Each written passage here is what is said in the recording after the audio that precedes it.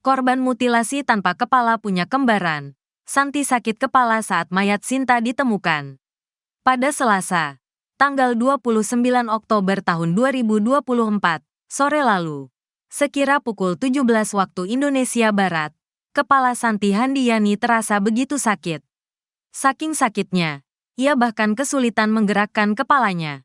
Wanita 40 tahun itu tak tahu mengapa tiba-tiba kepalanya berdenyut dan terasa sakit. Sakit kepala yang begitu hebat itu ia rasakan sejak pagi hari. Pas Selasa, saya pikir cuma pusing biasa. Kepala saya dari pagi enggak bisa digerakkan sampai malam. Sakit benar-benar sakit, sakit. Sakitnya itu seluruh kepala. Pusing. Ungkap Santi saat ditemui Tribun News di rumah orang tuanya di Kampung Babakan. RT 03 RW 04. Kelurahan Binong. Kecamatan Curug, Kabupaten Tangerang, Banten. Pada Jumat, tanggal 1 November tahun 2024, lalu. Untuk mengurangi rasa sakit kepalanya itu, beberapa upaya dilakukan Santi. Dibantu sang suami, Amin. Santi lalu meminum obat pereda sakit kepala hingga 2 butir. Diurut, bahkan dikerik. Namun, sakit kepala yang ia rasakan itu tak kunjung mereda. Belakangan Santi menyadari sakit kepala hebat yang ia rasakan ternyata sebuah firasat. Firasat itu karena ada sesuatu yang terjadi pada saudara kembarnya, Sinta Handiyana.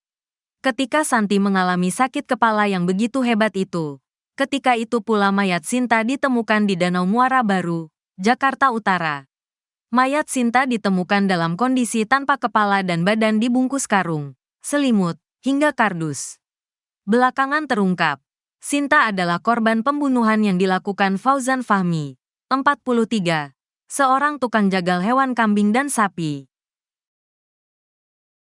Pelaku mutilasi buang jasad korban pakai mobil tetangga. Mobil bak terbuka yang dipakai pelaku mutilasi Fauzan Fahmi, 43, untuk membuang mayat korbannya Sinta Handiyana, 40, ternyata bukan miliknya pribadi. Mobil itu dipinjam pelaku dari salah seorang tetangganya yang juga tinggal di Gang Masjid Muara Baru. RT 18 RW 17 Kelurahan Penjaringan, Kecamatan Penjaringan, Jakarta Utara. Ketua RT, Husnul mengatakan, mobil pikap tersebut merupakan milik warganya yang sehari-hari dipakai untuk berdagang. Itu mobil losbaknya bukan punya dia, Fauzan. Itu punya tetangganya warga saya juga. Dipakai sehari-hari buat dagang, ucap Husnul kepada tribunjakarta.com. Minggu, tanggal 3 November tahun 2024. Dalam rekaman CCTV, mobil bak terbuka yang telah dipinjam pelaku dari tetangganya itu diparkirkan di area Pasar Muara Baru Ujung pada Senin, tanggal 28 Oktober tahun 2024, malam. Mobil itu kemudian dipakai untuk meletakkan karung berisi mayat Sinta yang sudah dibungkus sedemikian rapi oleh Fauzan. Dalam rekaman CCTV itu juga, Fauzan terlihat dibantu beberapa pedagang di pasar untuk menaikkan karung berisi jenazah tersebut ke dalam bak mobil. Salah satu pedagang yang terekam membantu Fauzan mengangkat karung isi mayat ialah Sutrisno.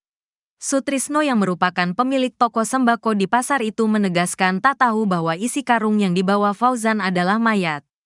Diketahui, aktivitas itu terekam pada Senin, tanggal 28 Oktober tahun 2024, malam, sekitar pukul 20 waktu Indonesia Barat.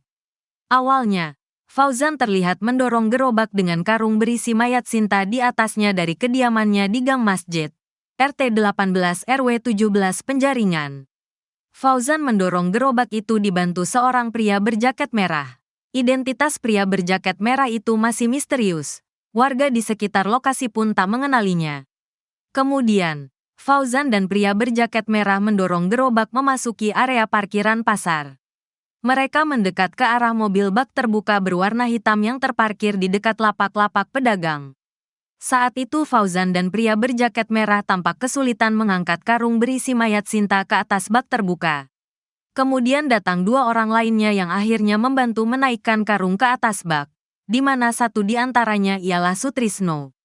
Sutrisno mengakui benar dirinya sempat membantu menaikkan karung itu ke mobil losbak.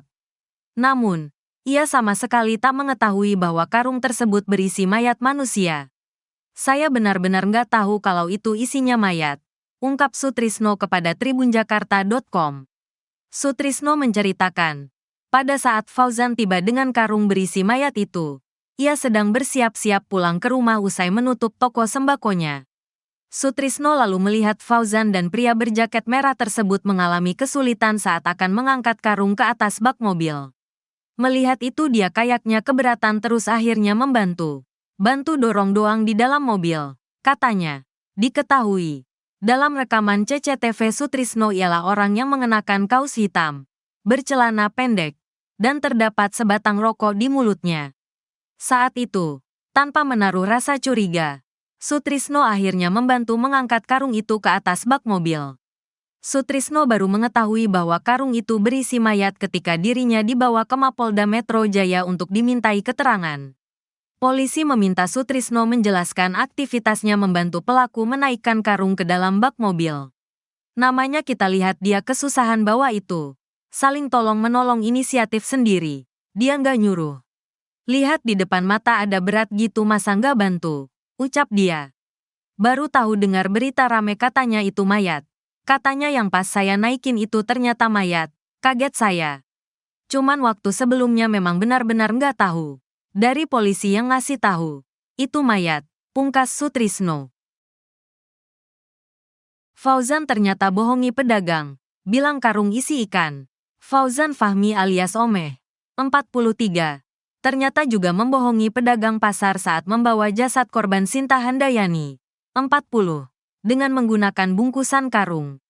Fauzan menyebut karung yang dibawanya berisi ikan yang akan dibawa ke bandara. Hal itu disampaikan salah satu pedagang pasar, Sutrisno, 42, yang sempat terlihat membantu Fauzan menaikkan karung ke mobil bak terbuka tanpa tahu isi bungkusan itu adalah mayat korban. Saya sempat nanya, itu apa mas? Jawabnya ikan mau dipaketin ke bandara, kata Sutrisno kepada tribunjakarta.com. Jumat, tanggal 1 November tahun 2024. Bungkusannya karung, lumayan berat, berdua. Terus ada yang bantu 2 orang sama saya, bantuin naikin doang. 4 orang, ucap Sutrisno. Ia tak menyangka bahwa karung itu ternyata berisi mayat korban mutilasi. Sebab, ketika dibawa oleh pelaku Fauzan dan seorang pria misterius berjaket merah, tidak tercium bau maupun terlihat darah yang keluar dari karung itu. Kita nggak mikir ke situ. Awalnya sekadar bantu saja, nggak memerhatikan. Karungnya rapi. Nggak ada bau. Bercak darah juga nggak ada, ucap Sutrisno. Sebelumnya, dalam rekaman CCTV, Fauzan terlihat dibantu beberapa pedagang di pasar untuk menaikkan karung berisi jenazah tersebut ke dalam bak mobil. Salah satu pedagang yang terekam membantu Fauzan mengangkat karung isi mayat ialah Sutrisno. Sutrisno yang merupakan pemilik toko sembako di pasar itu menegaskan tak tahu bahwa isi karung yang dibawa Fauzan adalah mayat.